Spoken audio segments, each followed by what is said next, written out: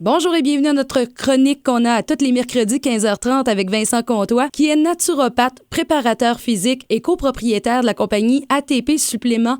C'est des suppléments naturels. Bonjour Vincent. Bonjour, ça va bien? Ça va bien toi? Oui, très bien, merci. Bien, aujourd'hui, on va parler de quelque chose qu'on néglige. Je parle du fameux sommeil, parce que le manque de sommeil pourrait venir déranger notre santé, n'est-ce pas Vincent? Effectivement, c'est important d'avoir un sommeil qualitatif.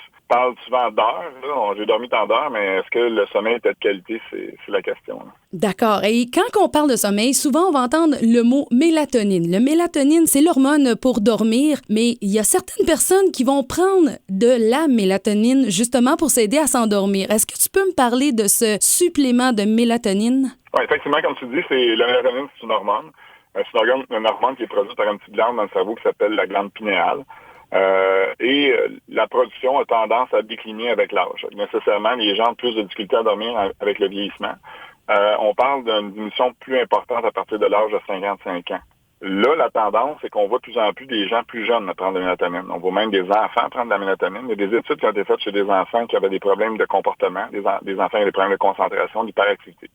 Puis il y a eu des résultats qui ont été obtenus en donnant de la mélatonine à ces enfants-là, mais il y a des dosages très élevés qui ont été utilisés. Il faut savoir que la glande pinéale, qui produit la mélatonine, produit entre 140 et 300 microgrammes à peu près de mélatonine, et on donne des dosages à des enfants de 10 milligrammes. Donc, c'est des très hauts dosages. La biodisponibilité a beau pas être très élevée de la mélatonine, il faut travailler avec des dosages qui sont proches de sa production pour pas tout dérégler. Donc, on a un résultat à faire dormir l'enfant, mais on travaille pas, d'après moi, sur le fondement du problème. Donc, ça serait peut-être des manques alimentaires, des manques de magnésium, un état de trop grande stimulation au soir qui les empêche de dormir. La fameuse utilisation des tablettes, là, on parlait de lumière bleue, mais la lumière bleue stimule la production de cortisol qui est l'hormone antagoniste ou contraire à la mélatonine. Donc, si on est stimulé et on essaie de dormir après, on dérègle notre cycle normal de sommeil. Donc, éviter la stimulation par les jeux vidéo, l'action trop tard en journée, se relaxer, prendre un bain chaud. Ça, c'est une chose que les gens ne savent pas, mais on l'a tous déjà réalisé. Le contraste de température nous porte à dormir.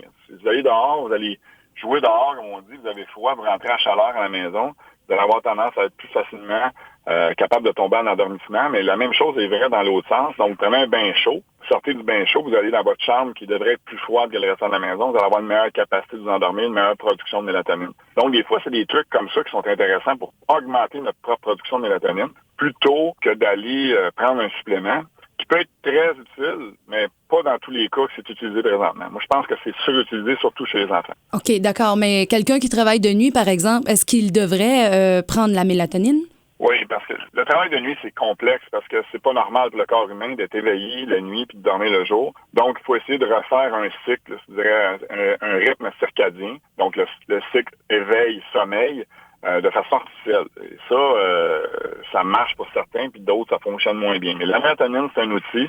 Si vous avez un décalage horaire aussi, vous arrivez dans un nouveau décalage horaire, vous pouvez prendre des bons dosages de mélatonine pour vous, comme on dit, retourner de bord, là, pour être capable de vous remettre dans l'horloge du pays où vous êtes. On parlait des dosages qui vont aller jusqu'à 10 mg à ce moment-là. Mais quand on parle de quelqu'un qui utilise la mélatonine sur une base régulière pour avoir un effet sur son sommeil, le dosage devrait être de 1 à 3 mg maximum. Si ça fonctionne pas avec 3 mg, votre problème, c'est pas un manque de mélatonine, vous avez d'autres problèmes. Et on peut-tu avoir justement un surplus de mélatonine? Parce que comme tu dis, s'il y en a à 10 et il y en a à 3 également, si quelqu'un prend toujours un 10 mg à tous les soirs, est-ce que ça peut devenir problématique à long terme? Bien, plus le dosage monte, moins on en produit. C'est un mécanisme de rétrofeedback. C'est sûr que si on prend un gros dosage, notre corps produit moins. Ce mécanisme-là est réversible. Il n'y a pas de danger là, de devenir défaillant ou déficient, c'est-à-dire en mélatonine à long terme, mais reste que c'est pas la bonne façon de faire. Fait que prendre un haut dosage va nuire à la production normale. C'est pas un dosage qui est time release, donc qui n'est pas à effet prolongé. On a un gros dosage d'un coup. Ça va perturber les phases du sommeil. Souvent, il y a 5 phases de sommeil. On va se retrouver avec un sommeil déréglé un peu. Les gens se réveillent en plein milieu de la nuit, sont plus capables de se rendormir. Donc, c'est pas la façon de rétablir le rythme ou le cycle normalement.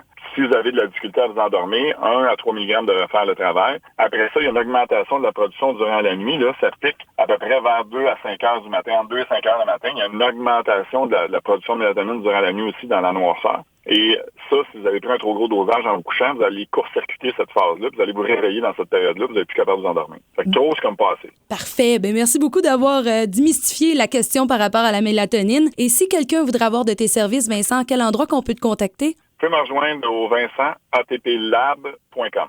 Merci beaucoup, Vincent. À la semaine prochaine. Merci.